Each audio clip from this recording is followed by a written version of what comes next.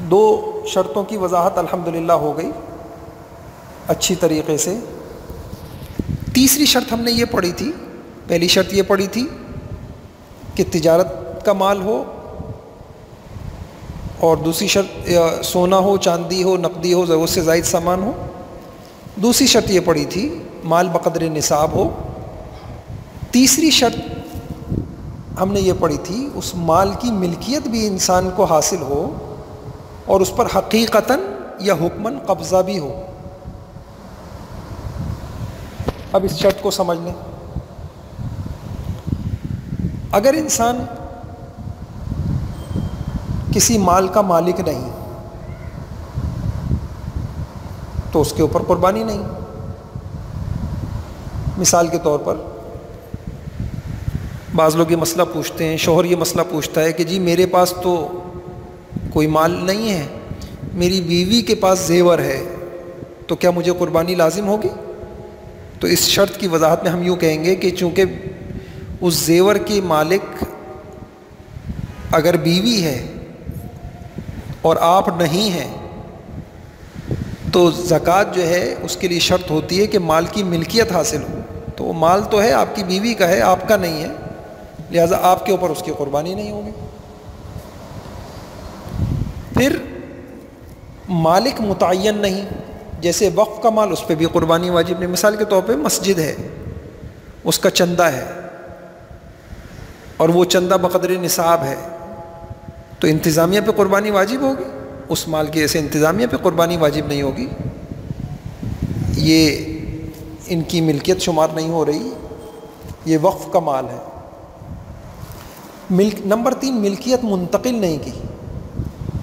یہ مسئلہ بھی بعض لوگ پوچھتے ہیں، مثلا ماں باپ نے بالغ لڑکی کے لیے بقدر نصاب زیور وغیرہ خریدا، لیکن لڑکی کو مالک بنا کر قبضہ نہیں دیا اور قربانی کے ایام آ گئے، تو قربانی کس پہ واجب ہوگی؟ تو ظاہری بات ہے جو مالک ہوگا اس پہ ہوگی۔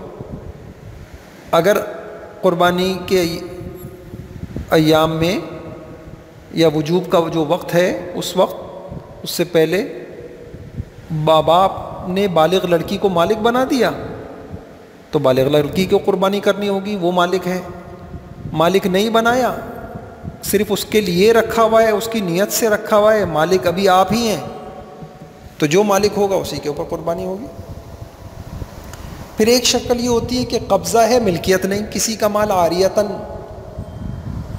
رکھا ہوا ہے، کسی نے موٹر سائیکل دے دی یا کسی نے کوئی چیز آپ کے پاس کوئی رقم رکھوا دی، رقم نہیں عاریت پر کوئی چیز لی ہوئی ہے،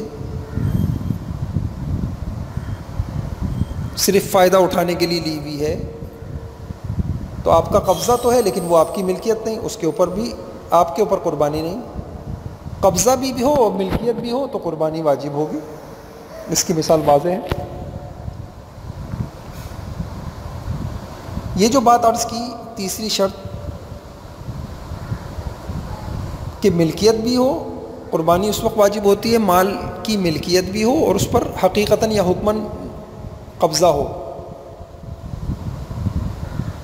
تو ایک مسئلہ اس میں یہ، ایک گھر کے افراد میں جس فرد کی ملکیت میں نصاب کے بقدر مال ہوگا اس پر اپنی اپنی علیحدہ علیحدہ قربانی کرنا واجب ہوگا۔ گھر کے کسی ایک فرد کی قربانی کی ادا کرنے سے سب کی طرف سے قربانی ادا نہیں ہوگی۔ اس مسئلے کی وضاحت آ چکی ہے، اور اس کی وجہ وہی ہے کہ چونکہ ملکیت سب کی ہے اور سب الگ الگ نصاب کے مالک ہیں تو سب پہ الگ الگ قربانی ہوگی۔ ایک مسئلہ یہ ہے کہ قرض پر دیے ہوئے مال کی قربانی۔ کسی شخص کے پاس قربانی کے لیے نصاب سے زائد مال موجود ہے مگر اس نے کسی دوسرے شخص کو قرض دیا ہوا ہے اور اس قرض کی واپسی کی امید ہے، تو اب اس کے پاس فی الوقت نصاب کے بقدر رقم نہیں، تو چونکہ قرض پر دیا ہوا مال بھی اس شخص کی ہی ملکیت ہے، میں نے اگر کسی کو مال قرض دیا ہے تو ملکیت تو میری ہے، تو اس کا حکم بھی یہی ہے کہ جس کی ملکیت ہوگی اس کے اوپر قربانی ہوگی، تو قرض دینے والے کے اوپر قربانی ہوگی۔ یہاں ایک مسئلہ اور لوگ پوچھتے ہیں میراث کا مال ہے، فرض کر لیجئے کسی کے کوئی والد کا انتقال ہوا اور میراث میں ان کے پاس مال آیا، تو اس کی کچھ 2-3 شکلیں ہیں، وہ سمجھ لیجئے۔ ایک شکل یہ ہے کہ میراث کا مال ہر وارث کو تقسیم ہو گیا اور ہر ایک کے قبضے میں آ گیا اور بقدر نصاب ہے۔ تو اب یہاں دیکھیں، ملکیت بھی آ گئی، قبضہ بھی ہے، تو سب جس وارث کے پاس بقدر نصاب ہے اس کے اوپر قربانی ہوگی۔ دوسری شکل یہ ہے ورثہ باہمی رضامندی سے میراث کا مال تقسیم نہ کرے، یا کوئی بھی وارث قدرت کے باوجود اپنا حصہ میراث کا مطالبہ نہ کرے، تو ایسی صورت میں ہر وارث کا اپنے حصے پر نیابتاً قبضہ سمجھا جائے گا، اس پہ قربانی واجب ہوگی۔ فرض کر لیجئے کہ بڑے بھائی نے اپنے قبضے میں لے لیا مال والد مرحوم کا، چھوٹے بھائی جو کہ بالغ ہی ہیں لیکن انہوں نے کہا ٹھیک ہے بھائی جان بعد میں دیکھیں گے، تقسیم کر لیجئے گا، اپنی مرضی سے انہوں نے تقسیم نہیں کی۔ تو اب دیکھیے یہ جو چھوٹے بھائی ہیں جو بالغ ہیں یہ اس مال کے مالک ہیں، اور بظاہر دیکھنے میں یہ آ رہا ہے کہ ان کا قبضہ نہیں ہے، لیکن علماء نے لکھا ہے چونکہ انہوں نے اپنی مرضی سے تقسیم نہیں کی ہے تو یوں سمجھا جائے گا کہ گویا ان کا قبضہ ہے، حکماً ہے، نیابتاً ہے، لہذا اس صورت میں بھی قربانی واجب ہوگی۔ تیسری ایک صورت ہے، مثلا چھوٹے بھائی مطالبہ کرتے ہیں بڑے بھائی سے کہ آپ میراث تقسیم کریں، بڑا بھائی نہیں دیتا، قبضہ کر کے بیٹھا ہوا ہے۔ اس صورت میں ملکیت تو ان کی ہے لیکن نہ حقیقتاً قبضہ ہے یا نہیں، یعنی ان کے ہاتھ میں نہیں ہے، نہ حکماً ہے۔ تو اس صورت میں اگر یہ والی شکل ہو کہ میراث تو ان کی بقدر نصاب ہے لیکن ان کے ہاتھ میں نہیں، نہ ان کو بڑا بھائی دینے کے لیے تیار ہے، اس صورت میں ان کے اوپر قربانی واجب نہیں ہوگی۔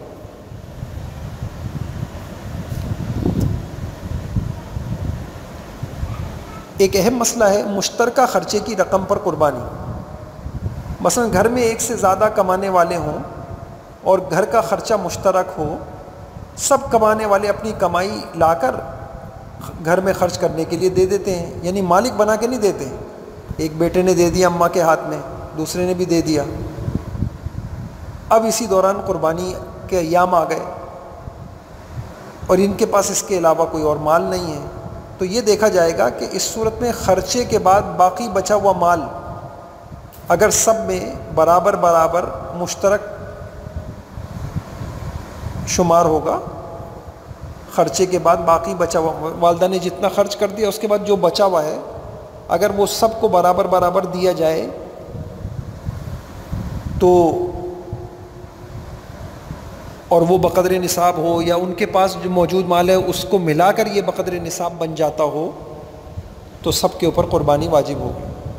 یہی حکم شوہر کا بھی ہے، شوہر بیوی کو گھر کے خرچے کے لیے رقم دی، مالک بنا کے نہیں دی تو وہ رقم شوہر کی شمار ہوگی، اور قربانی کے دنوں میں اگر خرچے سے بچ جانے والی رقم نصاب کے بقدر ہو، قربانی کے ایام آ گئے اور بیوی نے ابھی جو خرچہ کیا ہے اس سے کچھ رقم بچ گئی اور وہ بقدر نصاب ہے، اور وہ رقم دوسرے اموال کے ساتھ ملانے کی وجہ سے نصاب کے بقدر پہنچ جاتی ہو، تو شوہر کے اوپر قربانی واجب۔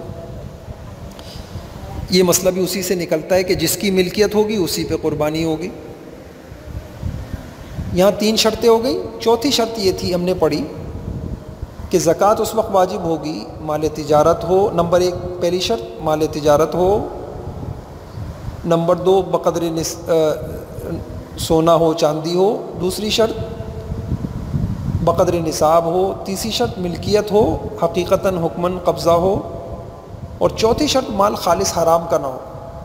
مثلا خدا نخواستہ چوری کا مال ہے، جوئے کا مال ہے، تو یہ مال حرام اگر کسی نے حاصل کیا تو در حقیقت یہ اس کا مال ہے ہی نہیں، یہ جس کا مال ہے اس کو پہنچانا لازمی ہے، لہٰذا مال حرام کی وجہ سے قربانی واجب نہیں ہوتی۔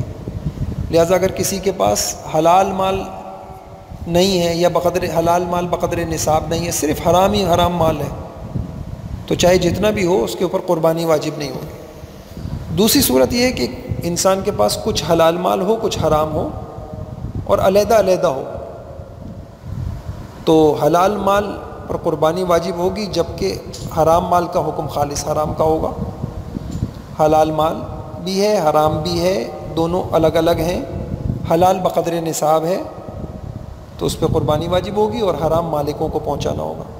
اور بعض اوقات یہ ہوتا ہے حلال اور حرام ملا ہوا ہے، پتہ نہیں انشاءاللہ کہ حلال حرام مل گیا، تو اس میں بھی یہی حکم ہے کہ حلال حرام مل گیا تو اس میں بھی قربانی واجب ہے۔